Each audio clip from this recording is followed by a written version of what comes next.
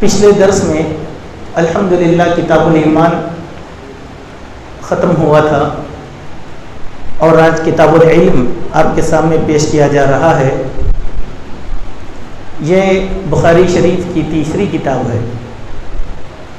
پہلے امام بخاری نے وحی کے بارے میں ہمیں علم عطا فرمایا، پھر اس کے بعد ایمان، اور تیسری جو کتاب ہے وہ ہے علم۔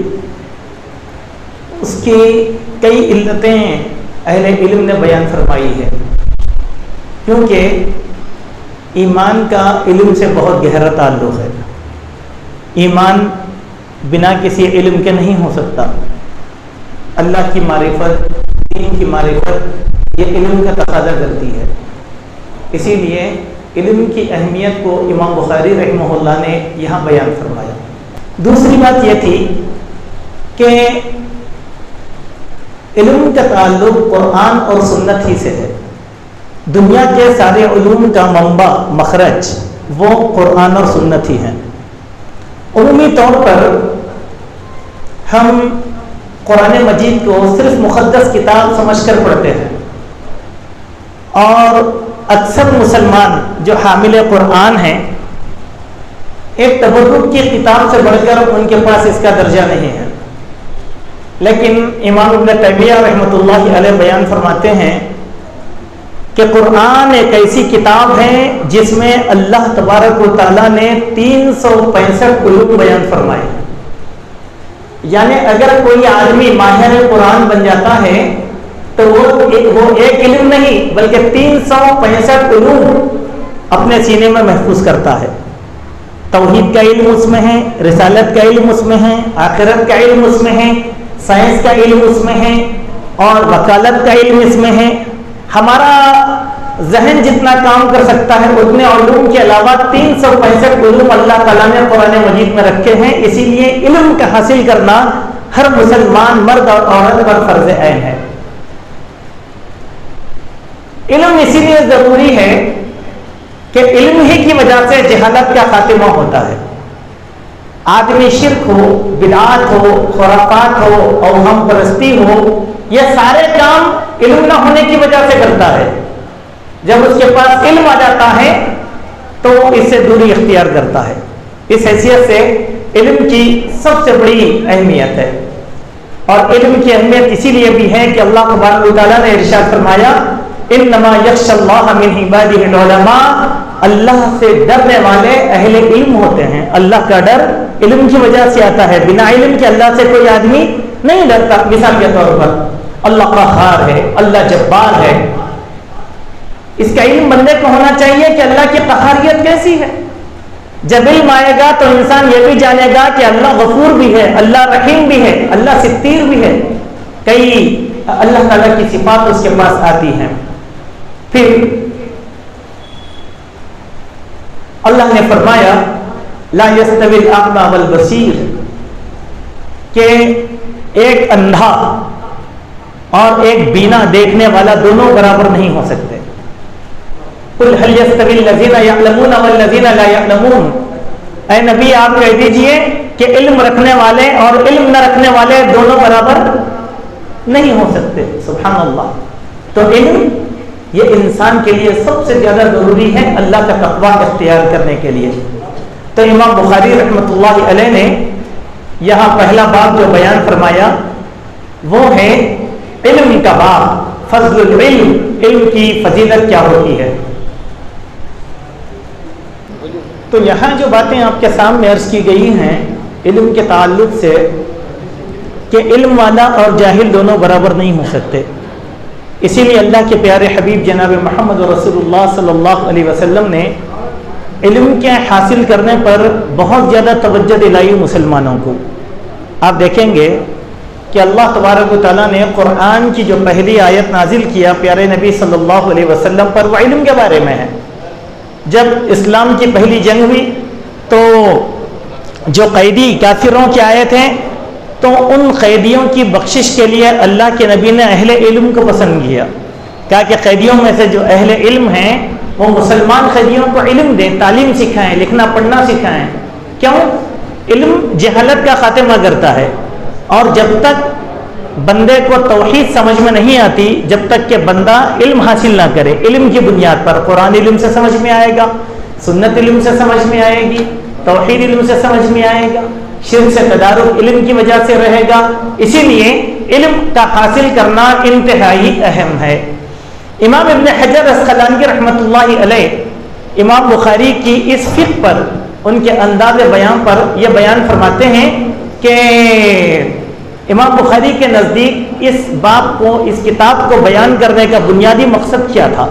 وہ یہ تھا کہ النظر فی حقائق الاشیاء لیس من فن الکتاب، کہ غور و فکر اس بات میں ہے کہ چیزوں کی حقیقت کیا ہے یہ جاننا ہے، کتاب کا فن جاننا یہ ہمارے لیے ضروری نہیں ہے۔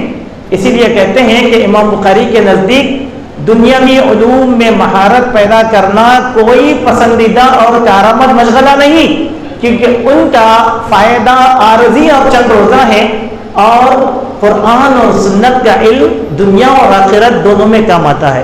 ماشاءاللہ آپ دیکھیں، ہم مر جاتے ہیں تو قبر میں ہم سے جو سوالات ہوں گے وہ علم کی بنیاد پر ہوں گے۔ من رب کا، ما دینو کا، من نبیو کا، یہ 3 سوال ہوں گے، ہم سب جانتے ہیں۔ ان سوالات کے جوابات اس بندے کی زبان سے نکل جائیں گے جس کے پاس قرآن کا علم ہے۔ کیوں؟ ایک حدیث میں آیا کہ اللہ کے پیارے حبیب صلی اللہ علیہ وسلم نے کہا کہ قبر میں 4 سوالات ہوں گے، 3 تو فرشتے کریں گے، جس میں بندہ کامیاب ہو جائے گا تو فرشتہ چوتھا سوال کرے گا کہ تم نے جن سوالوں کے جوابات دیے ہیں یہ تم کو کیسے معلوم؟ تو وہ بندہ کہے گا میں اللہ کی کتاب پڑھتا تھا، اس پر عمل کرتا تھا، یعنی علم، کتاب کا علم قبر کے سوالات کو آسان کر دیتا ہے۔ اب ایک انسان ڈاکٹر بن گیا، سائنسدان بن گیا، اس میں کوئی شک نہیں ہے کہ وہ بھی علم ہے، وہ بھی علم ہے، لیکن علم معرفت الہی کا سب سے پہلے چاہیے۔ ہر علم کی ابتدا اللہ کے معرفت سے ہوتی ہے۔ اگر اللہ کو نہیں پہچانا تو اسی لیے آپ دیکھیں کہ ہمارے پاس بہت سے لوگ ہیں، آج فرقہ پرست لوگ ہم لوگوں کو کہتے ہیں کہ بھئی آپ بھی مسلمان ہیں، یہ بھی مسلمان ہے، لیکن ان کے پاس وہ نہیں ہے۔ اس کے معنی کیا ہے؟ وہ علم کیا فائدہ مند ہوا؟ ایک بنیادی چیز میں آپ کے سامنے بتلاتا ہوں کہ ہمارے ملک کو دنیا کے مقابلے میں کھڑا کیا تھا ایک مسلمان سائنسدان نے، جن کا نام ڈاکٹر عبدالکلام تھا۔ ہم سب جانتے ہیں کہ ڈاکٹر عبدالکلام کے اتنا قابل انسان دنیاوی علوم کے لحاظ سے ہمارے پورے ملک میں نہ کوئی تھا، نہ آئندہ کوئی ویسا پیدا ہونے کے امکانات ہیں۔ لیکن آپ دیکھیں، جب ڈاکٹر عبدالکلام سے ایک سوال کسی نے کیا کہ کیا آپ نے قرآن مجید کو پڑھا ہے، تو انہوں نے کہا کہ مجھے یاد آتا ہے کہ میں بچپن میں ہمارے نانی کے ہاں قرآن پڑھا تھا۔ تو پھر بتلائیے یہ علم کس کام کا ہو گیا؟ یہ علم یعنی دنیا کا جتنا بھی علم ہے وہ سارے کا سارا دنیا تک محدود رہ جائے گا۔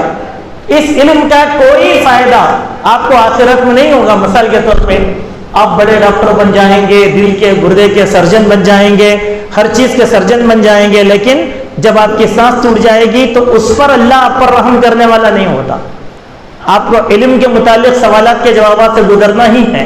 اللہ کی معرفت ہونا ہے، رسول کی معرفت ہونا ہے، دین کی معرفت ہونا ہے، اور یہ چیز قرآن کے علم کی وجہ سے ہوتی ہے۔ تو اسی لیے امام بخاری نے اہمیت کے لیے اس بات کو بیان فرمایا کہ جب تک علم نہ ہو توحید انسان کو سمجھ میں نہیں آتی۔ ٹھیک ہے، اس تمہید کے بعد اس بات کو سمجھانے کے لیے امام بخاری رحمۃ اللہ علیہ نے 2 آیتیں بیان کی ہیں۔ پہلی آیت یرفع وقول اللہ تعالی یرفع اللہ الذین آمنوا منکم والذین اوتوا العلم درجات، اللہ تبارک و تعالیٰ اہل ایمان کے درجوں کو بلند کرتا ہے اور ان لوگوں کے درجوں کو بھی بلند فرماتا ہے جو علم والے ہیں۔ واللہ بما تعملون خبیر، اللہ ہر باریک چیز کو اچھی طریقے سے جاننے والا ہے۔ یہ پہلی آیت کیا کہا؟ اللہ تبارک و تعالیٰ اہل ایمان کے اور علم حاصل کرنے والوں کے درجات کو بلند کرتا ہے۔ درجات کی بلندی کس طریقے سے ہوتی ہے؟ کہ ہر طریقے سے۔ کیسے؟ عام لوگوں میں عزت کے لحاظ سے درجات کی بلندی ہے۔ مثال کے طور پر کوئی علامۃ الدہر آئے گا تو ہم اس کو فرش پر نہیں بٹھائیں گے بلکہ کرسی دے کر اہل علم کے زمرے میں بٹھائیں گے۔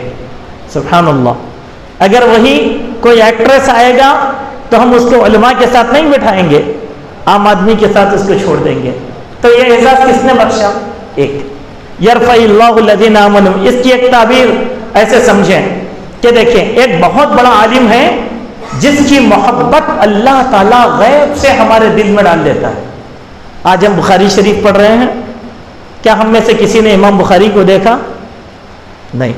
لیکن جیسے ہی امام بخاری کا نام آتا ہے تو ہمارے دل سے دعا نکلتی ہے رحمت اللہ علیہ. آج کے بڑے فقہا ہیں امام مالک, امام احمد, امام ابو حنیفہ اور دوسرے ائمہ, ان کا نام آتے ہی ہم کیا کہتے ہیں؟ رحمت اللہ علیہ. امام ناصر الدین البانی, علامہ ابن باز وغیرہ بڑے علماء جن کا نام آتے ہیں ہم کیا کہتے ہیں؟ رحمت اللہ. کیوں؟ ہمارے رشتہ دار تھے؟ نہیں, اللہ نے ان کے درجے کو بلند کیا اہل ایمان کے دل میں ان کی محبت ڈال کر. سبحان اللہ. ایک تیسری چیز, اللہ کے نبی نے فرمایا کہ قیامت سے پہلے اللہ تبارک و تعالی علم کو اٹھا لے گا. صحابہ نے پوچھا تو علم کو کیسے اٹھائے گا؟ کہ کتابوں کو اللہ اٹھا لے گا؟ کہا کہ نہیں, کتابوں کو نہیں, بلکہ اللہ تعالیٰ علماء کو موت دے کر علم کو اٹھا لے گا. سبحان اللہ. تو اہمیت کس کی ہوئی؟ علماء کی ہوئی, علم والوں کی ہوئی, توحید جاننے والوں کی ہوئی, قرآن اور سنت کی مہارت اختیار کرنے والوں کی ہوئی. سبحان اللہ و بحمدہ. یہی ہے یرفع اللہ الذین آمنوا منکم والذین اوتوا العلم درجات. دو جنوں کے درجے یہاں بلند کیے, ایک ایمان والے اور دوسرے علم والے. سبحان اللہ. تو علم ایمان کی وجہ سے آیا ہمارے پاس. ٹھیک ہے, یہ دو باتیں. اسی لیے سب سے پہلی بات ہم لوگوں کو جاننا ضروری ہے کہ ہم علم حاصل کریں. ہم علم حاصل کریں. جب تک علم نہ, علم کی بہت بڑی تعبیر ہے علم نے بیان کیا ہے. علم کس کو کہتے ہیں؟ حلال کا جاننا, حرام کا جاننا, معرفت اختیار کرنا, یہ بنیادی علم. عقیدے کا جاننا, توحید کے بارے میں جاننا, شرک اور بدعات پیدا کرنے والی چیزوں سے واقف ہونا, یہ چیزیں. لیکن اب انسان ان چیزوں کو چھوڑ دیا, چھوڑ کر علم کس کو سمجھا؟ بحث کو, مباحثے کو, مناظرے کو, مجادل. یہ علم نہیں ہوتا, یہ علم نہیں ہوتا.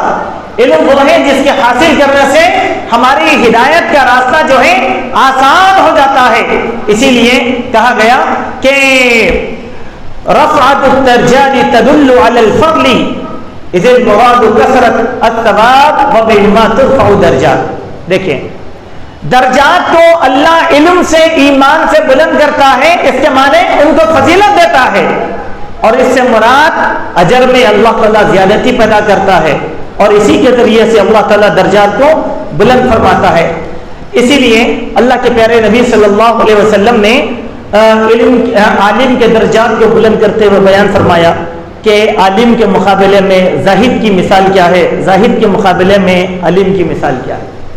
صرف زاہد بن جانا کافی نہیں, علم حاصل کرنا یہ ضروری ہے. ہمارے درمیان جتنے بھی لڑائی جھگڑے یا اختلافات ہوتے ہیں, چاہے معیشت کے ہو, معاشرت کے ہو, سماجیت کے ہو, عقائد کے ہو, یہ علم نہ ہونے کا نتیجہ ہے. یہ علم نہ ہونے کا نتیجہ. علم اگر آئے گا, جہالت کا اندھیرا خود بخود ختم ہو جائے گا.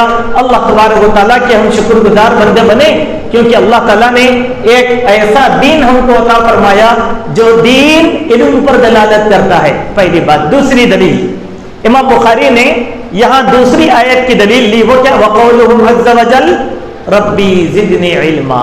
سبحان اللہ. کیا کہا؟ اللہ تعالیٰ کا یہ کہنا کہ اے اللہ علم میں اضافہ کر دے. سبحان اللہ. اس کے معنی کیا ہے؟ یہ بات کیوں کہا؟ دوسری بات, یہ بات اسی لیے کہا کہ آدمی جو علم حاصل کرتا ہے وہ نقطۂ آخر نہیں ہوتا. آدمی جو علم حاصل کرتا ہے وہ آخری نہیں ہوتا. اسی لیے اللہ نے کیا کہا؟ وَفَوْقَ كُلِّ ذِي عِلْمٍ عَلِيمٍ. ایک علم والے پر اللہ تعالیٰ نے دوسرے علم والے کو مقرر کر دیا ہے. سبحان اللہ. میں یہ نہیں کہتا ساری کائنات مجھ کو معلوم ہے, نہیں, جہالت ہے یہ, جہالت ہے یہ. حضرت موسیٰ علیہ السلام سے کسی نے پوچھا کہ سب سے زیادہ علم کس کو ہے, تو حضرت موسیٰ نے کہا کہ مجھ کو ہے. یہ ادا اللہ کو ناپسند آئی, اللہ نے سفر پہ لگا دیا. جاؤ ایک ایسے مقام پر جہاں دو دریا ملنے کا سنگم ہے, وہاں ہمارا ایک بندہ خضر رہے گا، اس سے ملاقات کر لو۔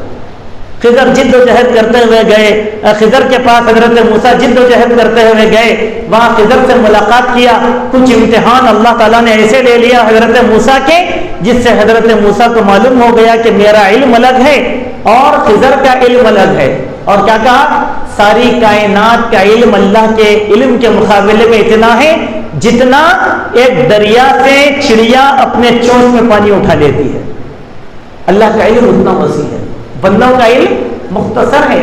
تو اگر آپ کو کوئی علم ہے، مجھے نہیں۔ اسی لیے ایک حدیث ہے، دیکھیے وہ حدیث میں کیا ہے کہ میت پر مت رو، اگر میت پر رو گئے تو ہمارے پاس مشہور ہے یہ حدیث، یہ میت پر مت رو، میت پر رونے سے میت کو تکلیف ہوتی ہے۔ یہ غلط نہیں ہے بات۔ حضرت ابو سعید خدری کا یہ استدلال تھا کہ ایک جگہ رو رہے تھے تو حضرت ابو سعید نے کیوں رو رہے ہیں؟ تمہارے رونے سے میت کو تکلیف ہو رہی بولے۔ تو صحابہ بولے ایسا کیسا کیوں؟ یہ تو ایسی بات ہو گئی کہ عمل ایک کرے عذاب ایک کو ملے۔ حضرت عائشہ کو جا کر بولے کہ ابو سعید جو ہے ایسی حدیث بیان کر رہے ہیں، اس کے معنی کیا ہیں؟ تو کہا کہ اللہ ابو سعید پر رحم کرے، اس کے معنی عمل ہے، عمل۔ اس کے معنی کیا ہے؟ تم تو رو رہے ہو، اس بات سے ناواقف ہو کہ یہ بندے کو اللہ تبارک و تعالیٰ عمل نہ ہونے کی وجہ سے عذاب دے رہا ہے۔ دو بات کو سمجھو باریکی، ہمارے رونے سے میت کو عذاب نہیں ہو رہا، میت کے برے اعمال کی وجہ سے میت پہ عذاب ہو رہا ہے۔ رو رہے کیوں؟ اس کی بخشش کی دعا کرو۔ سمجھنے میں کتنا تھوڑا سا فرق ہو گیا۔ اسی چیز کا نام ہے علم، فوق کل ذی علم علیم۔ حالانکہ ابو سعید بڑے صحابی، لیکن حضرت عائشہ صحابہ کے استاد نے کیا استدلال کیا؟ اللہ کے نبی نے ایسے نہیں ایسے کہا۔ تو انسان یہ دعویٰ نہیں کر سکتا کہ میں کامل علم والا ہوں، کامل علم اللہ کی ذات کے پاس ہے۔ اسی لیے اللہ کا نام ہے ایک علام، انک انت علام الغیوب۔ مانے کیا ہے؟ ہر چیز کا علم رکھنے والی ذات کس کی ہے؟ اللہ تعالیٰ کی۔ آج کل لوگوں کے پاس القاب جو ہے فری میں آتے اور اس میں لوگ خوش ہوتے ہیں۔ ہمارے پاس کیا لکھتے ہیں؟ علامۃ الدہر۔ غلط جملہ ہے۔ روئے زمین پر کوئی انسان علامہ نہیں ہے، علامہ اللہ کی ذات ہے۔ ہم اسی لیے کسی انسان کو علامہ نہ کہیں۔ کیوں؟ اگر علامہ عالم صاحب ہو جاتے تو دوسرے علماء کی کیا ضرورت پڑتی نا؟ آپ پڑھ کر دیکھو اکابرین سلف کے واقعات کو معلوم ہوتا کہ امام مالک کا علم الگ ہے، امام شافعی کا الگ ہے، امام احمد ابن حنبل کا۔ حالانکہ یہ حدیث کے چوٹی کے علماء تھے، ایک دوسرے کے پاس بھیجتے تھے نہیں مسئلہ پوچھنے کے لیے۔ کیوں؟ علم میں کوئی بھی کامل نہیں ہے، علم میں کامل اللہ کی ذات ہے۔ اسی لیے کبھی کسی کو علامۃ الدہر نہ کہیں، علامہ نہ کہیں، علامہ اللہ کی ذات ہے۔ تو یہ دوسری بات یہ معلوم ہوئی کہ علم پر بندے کو اکتفا نہیں کرنا چاہیے، بلکہ علم پر بندے کو تحقیق کا دروازہ کھلا رکھنا چاہیے۔ اللہ کے نبی صلی اللہ علیہ وسلم نے خاص اذکار بات سکھائے ہم لوگوں کو۔ ان مخصوص اذکار میں سے ایک ذکر کیا ہے؟ فجر کی نماز کے بعد ہم کو کرنے کا حکم دیا گیا، وہ کیا ہے؟ اللہم انی اسألک علما نافعا ورزقا واسعا وعملا متقبلا۔ سبحان اللہ۔ فجر کی نماز کے اور شام کے اذکار میں سے خاص ذکر ہے یہ۔ کیا کہا؟ اللہم انی اسألک علما نافعا، اے اللہ میں تجھ سے نفع بخش علم مانگتا ہوں، ورزقا واسعا کشادہ روزی طلب کرتا ہوں، وعملا متقبلا اللہ اکبر تیرے دربار میں قبول ہونے والا عمل تجھ سے مانگتا ہوں۔ تو علم کتابیں پڑھنے سے نہیں آ جاتا، علم اللہ کی توفیق ہے، اللہ سے مانگنا پڑتا ہے۔ علم اللہ، امام بخاری رحمۃ اللہ علیہ کے بارے میں ان کی سوانح حیات میں ایک بات یہ بھی گزری ہے کہ امام بخاری جب بھی حدیث جمع کرتے تو ہر حدیث کے لیے 2 رکعت نماز ادا کر کے اللہ سے مدد مانگ کر حدیث لکھا کرتے تھے۔ سبحان اللہ۔ کیوں؟ یہ وحی غیر مطلوب ہے، اس میں کہیں خیانت نہ ہو جائے، اس میں کہیں کوتاہی نہ ہو جائے۔ سبحان اللہ۔ باوضو ہو کر احادیث کے محدثین جمع کیا کرتے تھے کیونکہ یہ وحی ہے۔ یہ علم کی اہمیت ہم کو معلوم ہوئی۔ ایسے دیکھیے اللہ کے نبی صلی اللہ علیہ وسلم نے ایک اور دعا ہم لوگوں کو سکھائی. وہ دعا کیا ہے؟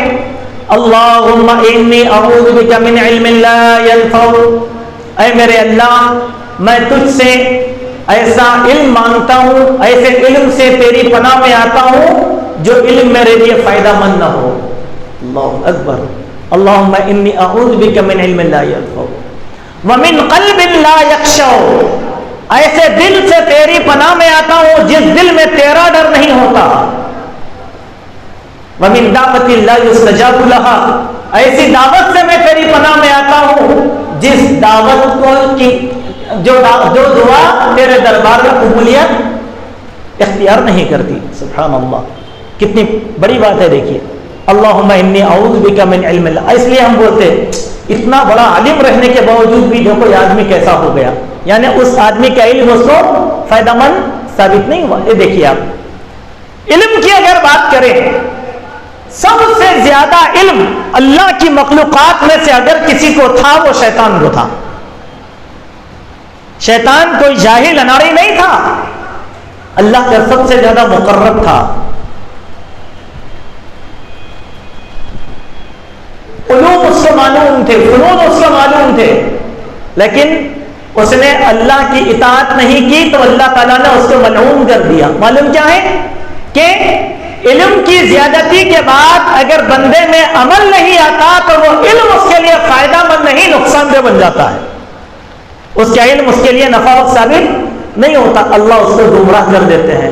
آپ دیکھیں غلام احمد قادیانی کوئی چھوٹا موٹا آدمی نہیں تھا، علم کے بارے میں بہت ماہر علم تھا، منطق، فلسفہ، بہت سی چیزیں جانتا تھا، لیکن اس کے پاس علم حاصل کرنے کے بعد شکر گزاری نہیں تھی. اللہ نے اس کو ابلیس کا چیلا بنا دیا، نبوت کا دعویٰ کر لیا ہوا. ایسے ہی ہیں جتنے لوگ گمراہ ہوئے نا، کوئی بھی جاہل گمراہ نہیں ہوا. گمراہ ہونے والوں میں کون تھے؟ علم حاصل کرنے والے تھے. کیوں؟ انہوں نے اپنے علم کو یہ سمجھا کہ میرا مقابلہ کرنے والا کوئی نہیں ہے، یہ آدمی کی سب سے بڑی گمراہی ہے.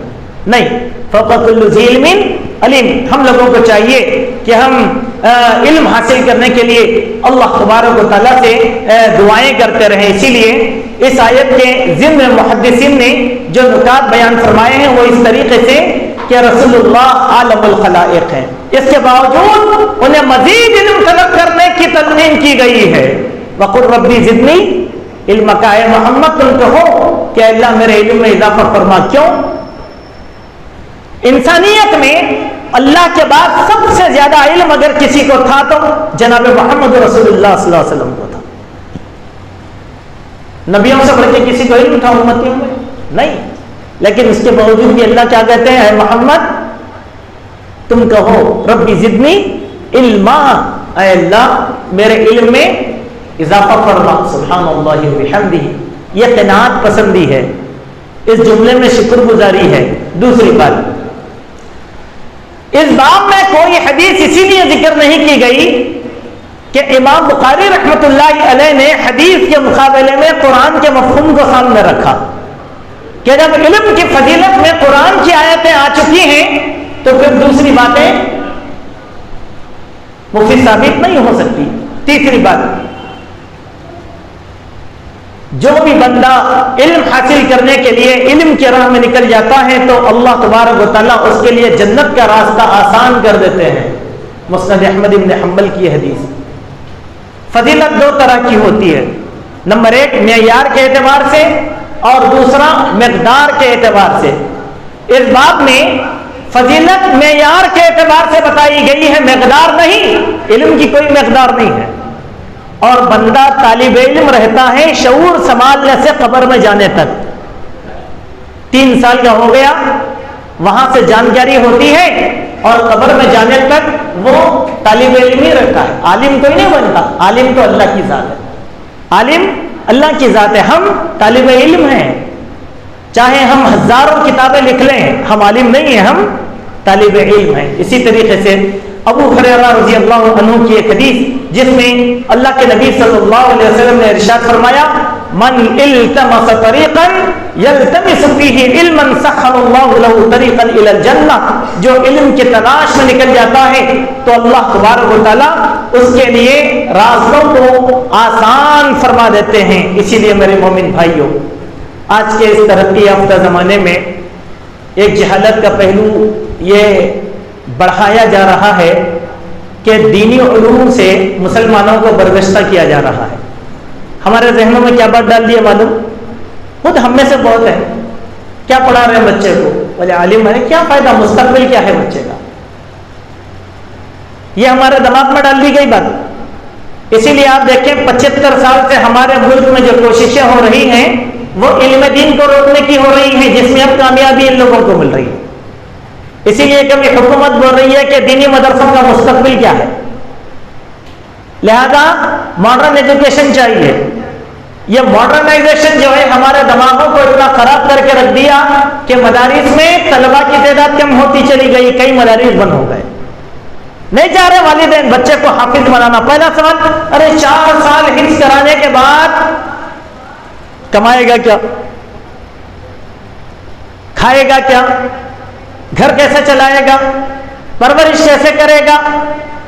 اور یہ سوچ چلتے چلتے بات علماء کی بھی ہو گئی، جو اپنی اولاد کو عالم بنانا نہیں چاہتے۔ بہت کم علماء ایسے ہیں جو اپنی اولاد کو عالم بنانا چاہتے ہیں۔ کیا ان کے پیش نظر کیا ہے؟ مستقبل۔ مستقبل کیا ہوگا؟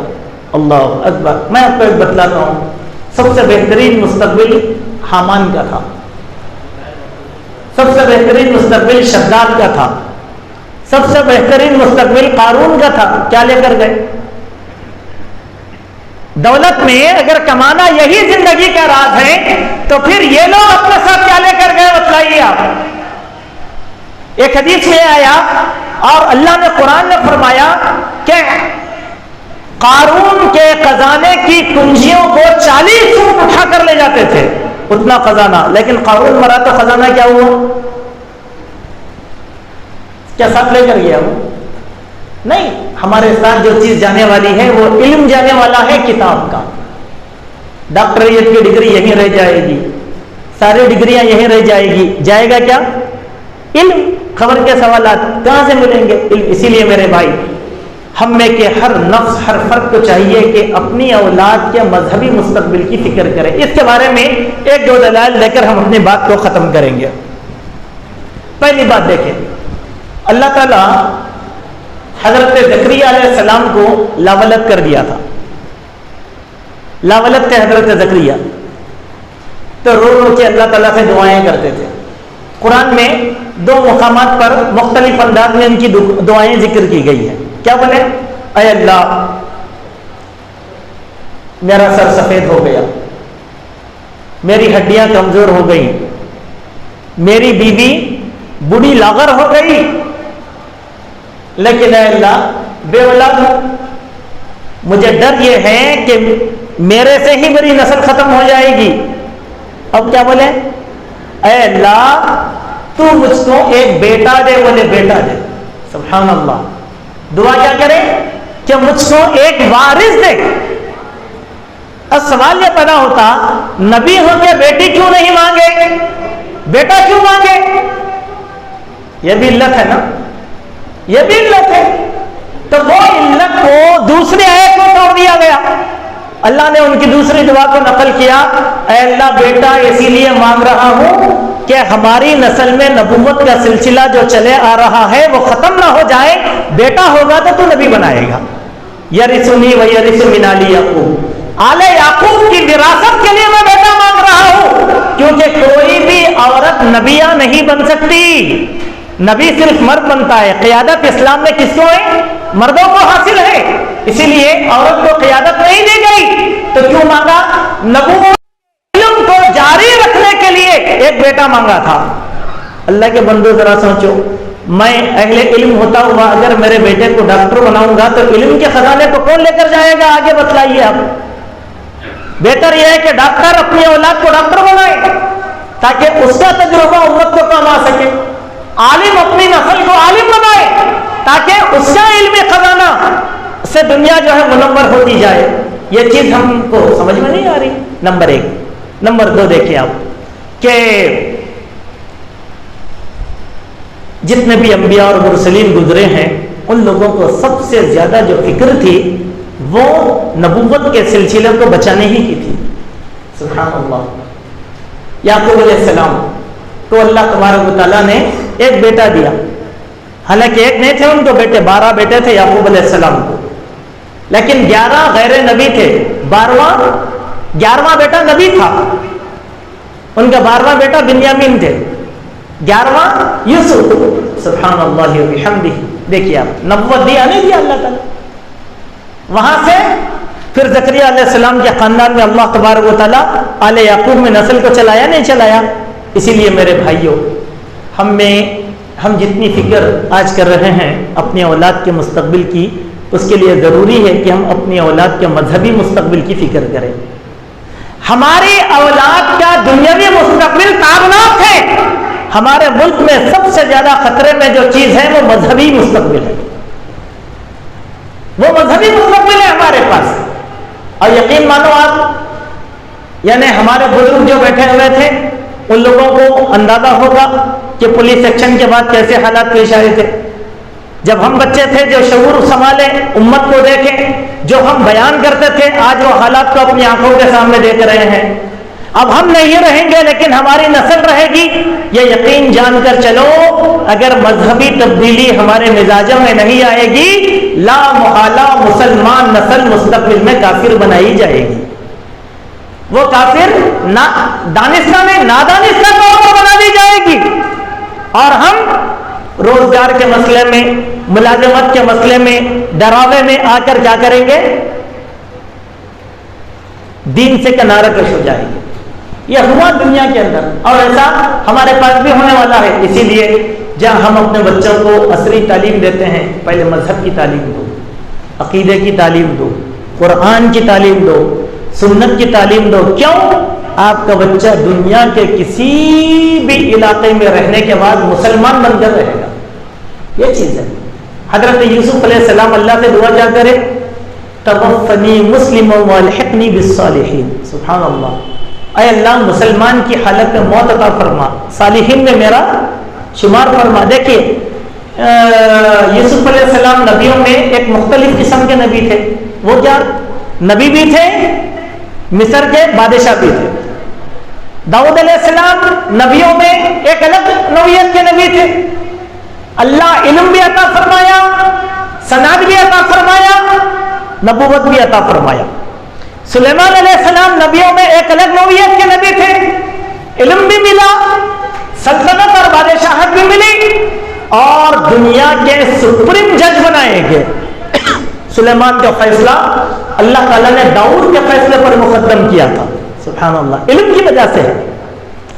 علم کی اہمیت کا اندازہ جو قرآن میں پیش کیا گیا، آپ یہ اندازہ کریں کہ سورہ نمل، ملکہ سبا کا تخت حضرت سلیمان کے دربار میں لانا تھا. تو سلیمان علیہ السلام اپنے لشکر سے پوچھے، تم میں سے کون ہے جو ملکہ سبا کا تخت میرے دربار میں لے کر آئے گا؟